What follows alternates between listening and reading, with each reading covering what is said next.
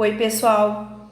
Nessa quinzena nós vamos estudar duas civilizações do Oriente bem interessantes, tá? A China e a Índia. A Índia e a China, elas são os dois países mais populosos da atualidade. E elas combinam, assim, tecnologia de ponta com preservação de costumes muito antigos que nós vamos estudar, certo? O que provavelmente vocês já ouviram falar dessas civilizações, sejam das artes marciais, seja da sua culinária, seja das suas filosofias religiosas, certo? Gente, a China, né, que é o tema da nossa aula de hoje, ela é conhecida atualmente por ser uma das grandes potências econômicas do mundo e abriga também a maior população do planeta. Né? A China tem cerca de 1,4 bilhão de pessoas. Também ouvimos muito falar desse país pela quantidade de produtos chineses que vêm para o país, né? O AliExpress, etc e tal, né? Não vou ficar aqui muito falando sobre isso, made in China, tá? Porém, o que pouca gente sabe é que a civilização chinesa ela é uma das mais antigas do mundo. Os chineses são reconhecidos até hoje por sua paciência, sua sabedoria, são características que ligam esse povo à tradição milenar de um dos maiores impérios da antiguidade, tá? Que tem cerca de aproximadamente 10 mil anos de existência. Mas vamos entender como isso aconteceu, né? Os primeiros habitantes começaram a ocupar o Vale do Rio Amarelo há cerca de aproximadamente 30 mil anos, tá? Eu estou destacando aí para vocês o Rio Amarelo, tá bem? Eles viviam da caça e da coleta de alimentos. Por volta, gente, de aproximadamente ali, né, 5 mil anos antes de Cristo, alguns grupos humanos começaram a deixar essa vida nômade e se fixar às margens do Rio Amarelo e ergueram ali as primeiras vilas e primeiras cidades. O Rio Amarelo, essa imagem que eu mostro para vocês aqui, ele exercia um papel muito importante na sobrevivência dessas comunidades. As margens desse rio eram extremamente férteis, tá? Porque ela tinha depositado ali, ó, suas margens, era cheia dessa argila. Uma argila, que é até o que dá a coloração do rio, né? Chamado de loess, acho que é assim que se pronuncia. Quando o rio transbordava, ela molhava essa argila que se tornava ali, né, extremamente fértil e permitia atividade agrícola. Os chineses, eles colhiam uma grande quantidade de cereais, como principalmente o arroz, tá? O trigo e o milhete. Na organização social, a família chinesa ela era muito patriarcal, ou seja, né, a autoridade gerava em torno ali da figura masculina. Os mais novos deviam obediência aos mais velhos. Para vocês entenderem um pouco essa autoridade, né, do homem, do chefe da família, ele tinha até inclusive o poder de decidir sobre vida e morte dos seus subordinados, tá? Para vocês entenderem. Essa organização patriarcal vai se refletir na organização política da China. Cada aldeia ela era chefiada por um patriarca, né, por um homem ali mais velho principalmente. Essas aldeias cresceram, viraram cidades. Aos poucos, algumas dessas cidades cresceram e se transformaram em pequenos estados, tá, que eram liderados por um patriarca mais poderoso e mais influente. Por volta de aproximadamente 2000 a.C., os estados foram unificados e tem início a fase dos períodos das dinastias chinesas, tá? Como eu vou explicar para vocês agora. O que é uma dinastia? É quando o rei, né, uma rainha de uma mesma família, eles permanecem no poder de forma sucessiva, ou seja, ininterruptamente, não tem fim. Vai passando de pai para filho para permanecer naquela mesma família. Tá? Só chegava ao fim se não tivesse herdeiros, né? Ou em caso de uma guerra ou de uma dinastia substituir a outra, o que acontecia muito na China também, tá? Um dos elementos muito conhecidos é a escrita chinesa, gente. A civilização chinesa ela foi uma das primeiras, né? Uma das primeiras, não a primeira, a desenvolver um sistema próprio de escrita. Os primeiros caracteres da escrita chinesa eram desenhos que representavam objetos relacionados aí ao cotidiano dos chineses. Então, observem a imagem, ó. O sol, ali na primeira imagem, é o sol. A lua, a árvore, né? Tá vendo? Isso são pictogramas. Aos poucos, pessoal, a escrita ela deixou de representar esses objetos, que a gente chama de escrita pictográfica, e se transformou em uma escrita ideográfica, né? Os ideogramas, ou seja, cada símbolo ele representa uma ideia. Então observa no segundo quadradinho ali, ó, o ideograma. Olha como o sol passou a ser representado.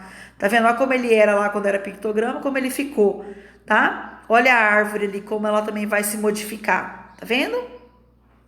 Lindo, né? A escrita chinesa ela é basicamente uma obra de arte, né? Olha que coisa mais linda da gente ver, certo? Em aspectos de desenvolvimento de pensamento religioso, algumas correntes surgiram na China, muito interessantes. Nós temos, né, os chineses que cultuavam vários deuses. Esses deuses chineses eram ligados a elementos da natureza, então como ar, fogo, a terra, a água, tá?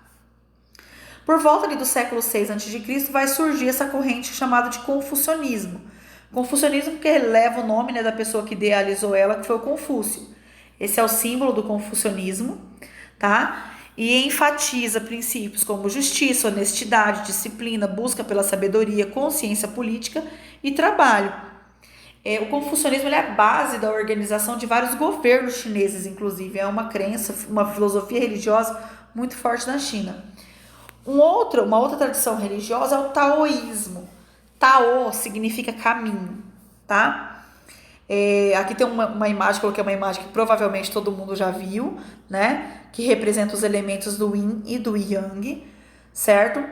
As coisas, para eles, para os taoístas, se compõem de elementos opostos e iguais. Exemplo, luz e sombra, dia e noite, frio e calor. E esses elementos devem estar em equilíbrio para a pessoa ter uma vida plena, uma vida feliz, tá? Então, por exemplo, pensa assim, como que você sabe que tá calor? Você só sabe que tá calor porque você conhece o frio, não é verdade? Você só sabe que tá frio porque você já sentiu calor. Você só sabe que tá triste porque a tristeza é o oposto ali da felicidade, né? Então ele fala assim, para uma vida plena, você precisa do equilíbrio, buscar o equilíbrio entre esses opostos, certo? A China também foi um berço de inúmeras invenções, tá? Que vão modificar profundamente as condições de vida, tanto da vida dos chineses naquele tempo, como até hoje são utilizadas. Então, os chineses inventaram a pólvora, né? Aprenderam o uso da pólvora. Também vão ser os primeiros a fabricar o papel, como esse que nós conhecemos hoje. A seda, a porcelana e o macarrão. O macarrão é uma invenção chinesa, tá? A rota da seda, ela foi criada principalmente aí para levar essas mercadorias da China para a Europa, né? Para que outros comerciantes fossem na China buscar produtos para revender na Europa. Então essa rota era muito importante. Ela partia da cidade ali de Chang'an, tá vendo? Chang'an, acho que deve ser assim que pronuncia, até Veneza, lá em cima, ó, na Europa. Olha como a rota da seda interligava, né? Esses dois continentes, né? Tanto a Ásia quanto a Europa. Um dos elementos também mais conhecidos da China é a muralha, né? A muralha da China, ela é considerada até hoje uma das 7 maravilhas do mundo antigo, tá? Era gigantesca. Olha para vocês perceberem aqui no mapa, olha o tamanho, né? Dessa muralha. Vou passar alguns dados para vocês aqui, ó. A muralha da China, o comprimento total dela é de 21.195 quilômetros. Porém, essa informação constitui de partes da muralha que não existem mais, tá? Então, assim, o comprimento atual dela é de 8.852 quilômetros, tem 7,5 metros de altura, tá? Geralmente, que de largura, gente, ela varia de 4,5 metros a 9 metros, certo? Recebe cerca de 10 milhões de visitantes por ano e tem cerca de 300 torres de observação igual essa que mostra na imagem para vocês, ó. Igual essas aqui, ó.